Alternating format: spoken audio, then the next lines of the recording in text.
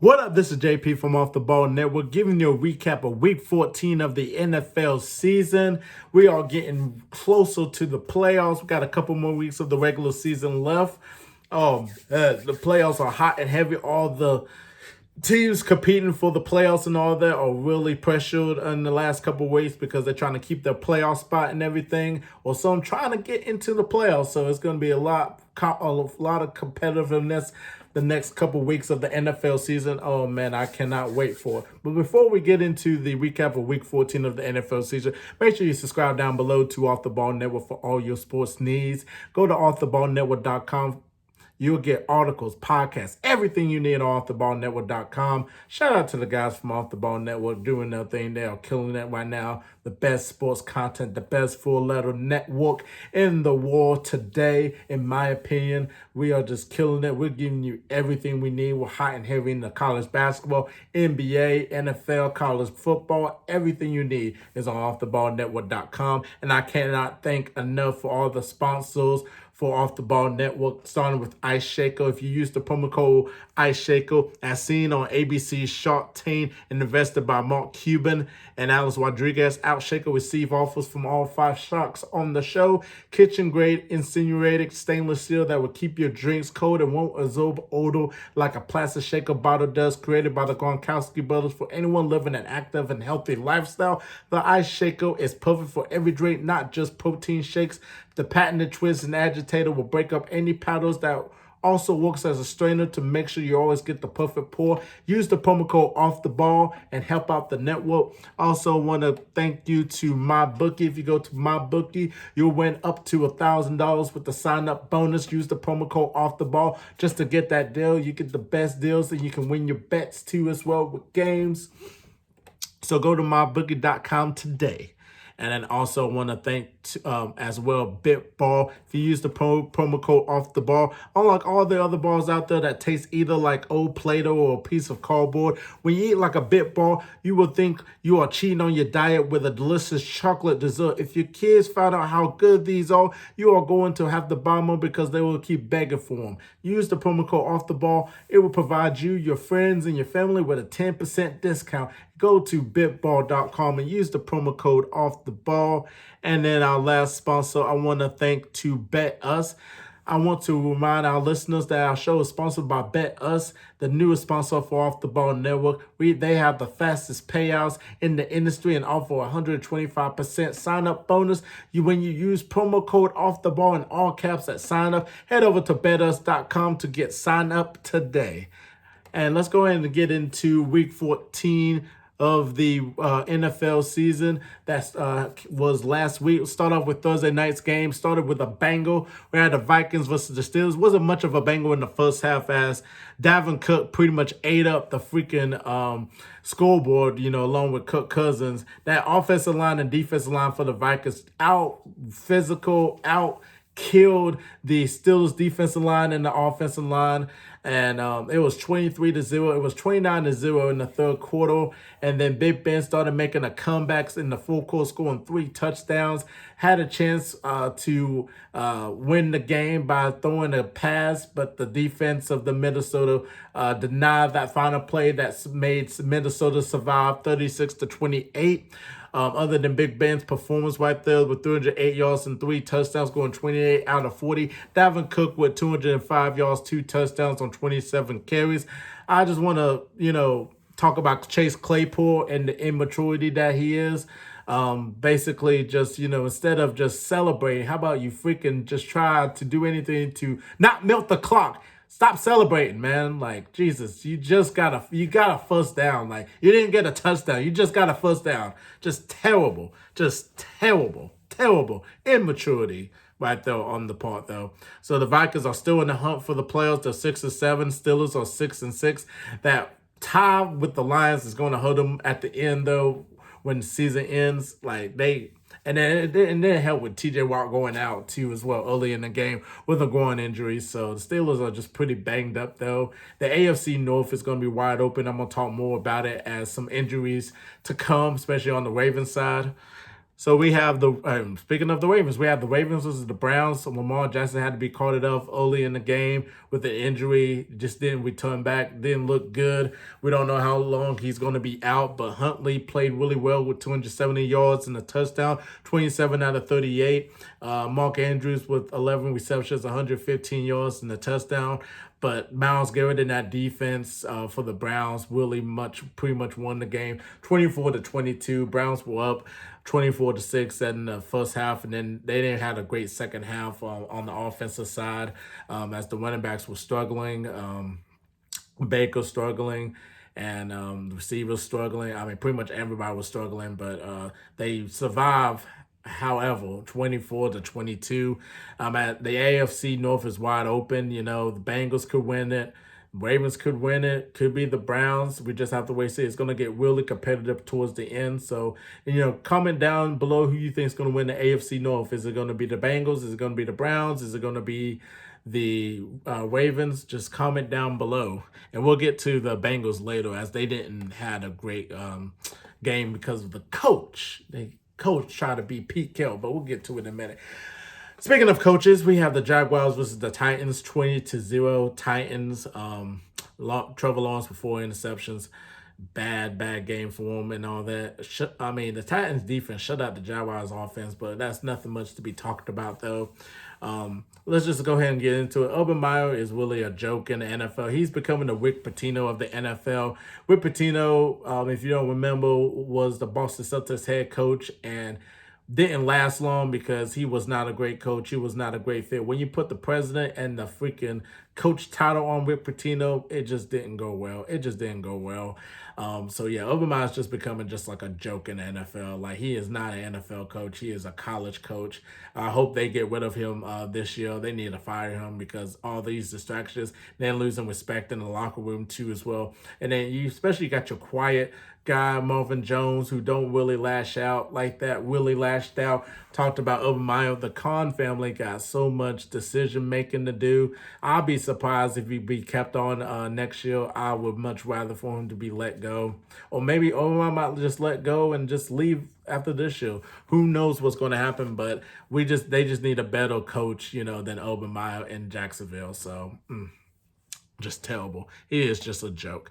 Then we have the Raiders versus the Chiefs, 48-9. Pretty much the Chiefs are looking really good offensively. Mahomes is still doing Mahomes things. He's not the old Mahomes. He's not being the best quarterback in the NFL this year. But Josh Gordon with the first touchdown as a Chiefs, so shout out to Josh Gordon for that. Cloud air was high, had himself a really good game. The winning game just got to stay consistent, though. If they have a good running game, that day, the Chiefs will win, too. The defense really showed up. They only let the Raiders score 9 points, and then special teams did really well, too, as well. So everybody had a good day. Andy Reid is back in, getting his team back out of that slump that they had, in the middle of the season. So they're looking really good. They're number one in the AFC. They're looking like the favorites that could win the AFC, that could go to the Super Bowl. It's between them and the Patriots. I think they're looking good at the right time. So they're looking really good.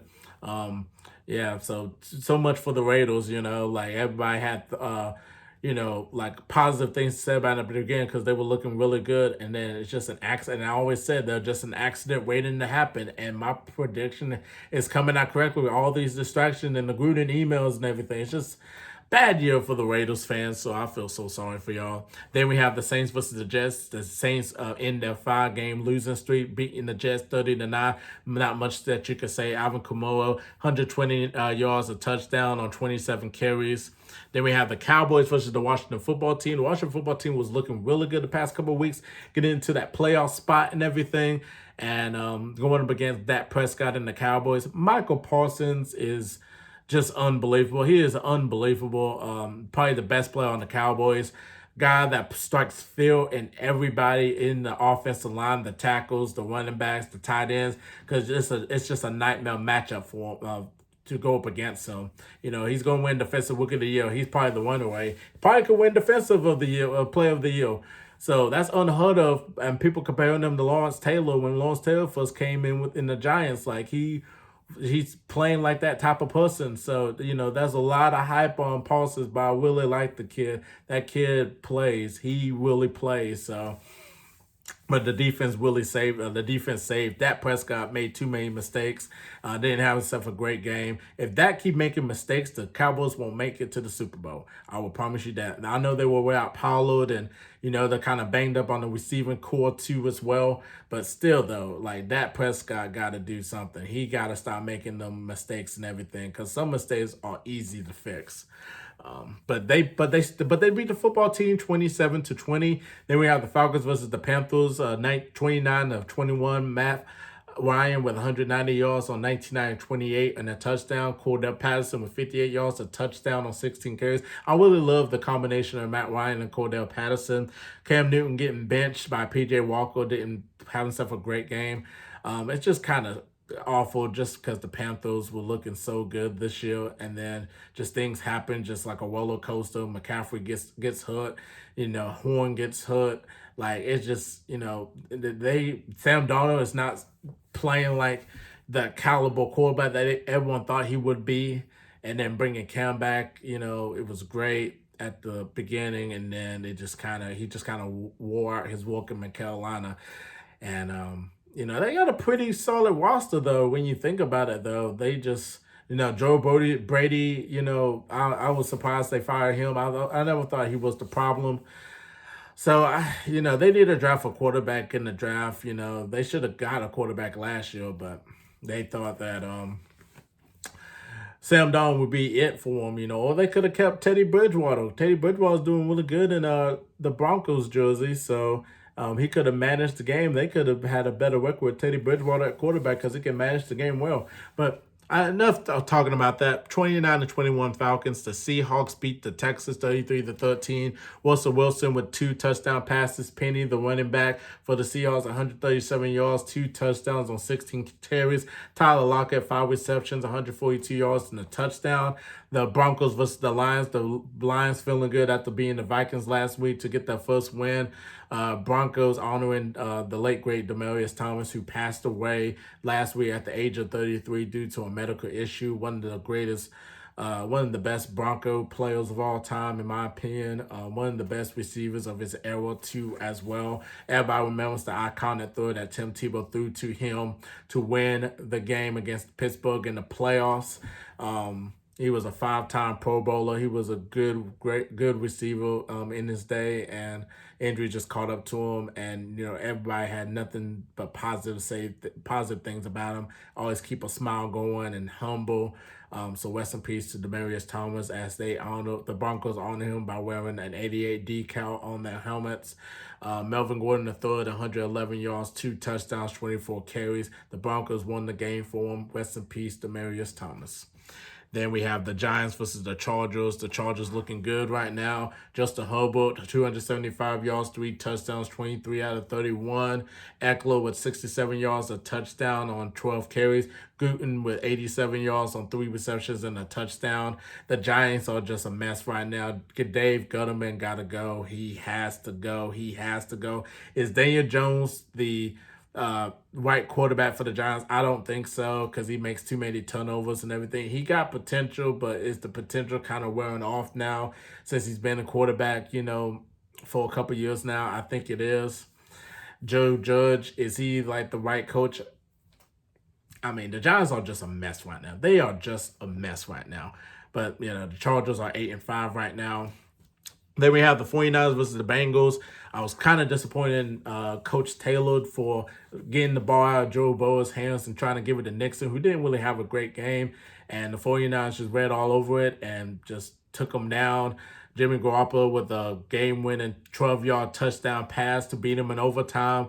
Joe Burrow had 2 touchdowns, 348 yards, 25 out of 34. George Kittle, one of the best tight ends in the NFL, had a monster game again, 13 receptions, 151 yards, and a touchdown. The 49ers are looking really good. They're trying to keep their playoff spot right now. They're 7-6 at home. 76 right now overall. So is the Bengals too as well. The AFC North is wide open. Could it be the Bengals? Could it be the Ravens? Could it be the Browns? who knows who's going to win that AFC North. That's going to be very exciting. It's going to be really competitive.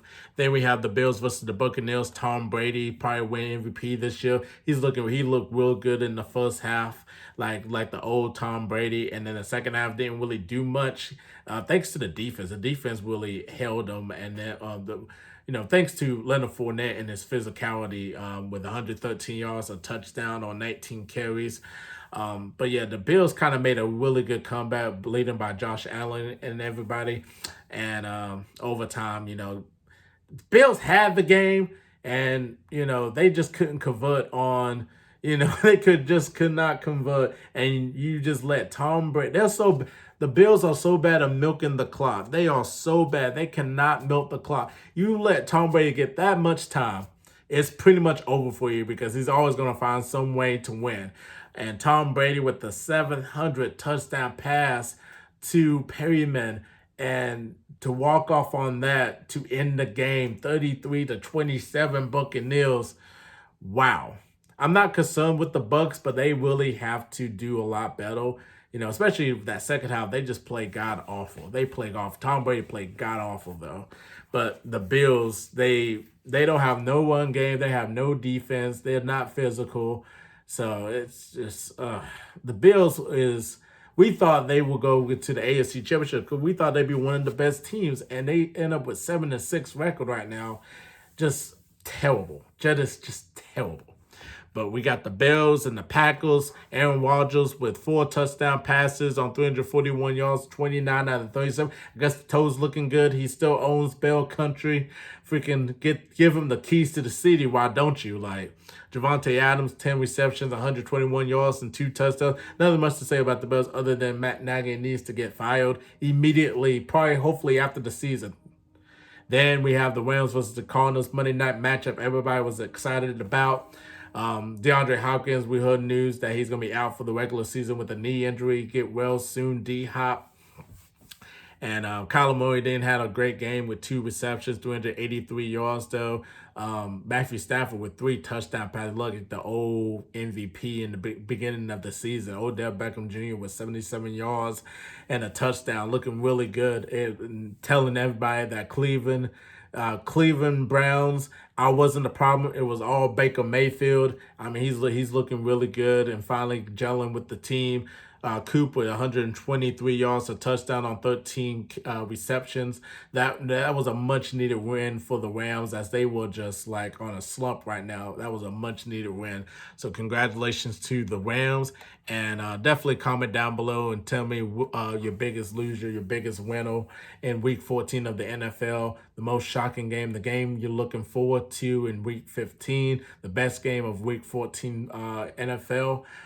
Subscribe down below to Off the Ball Network for all your sports needs. Go to offtheballnetwork.com.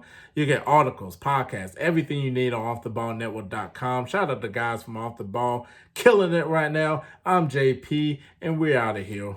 Peace.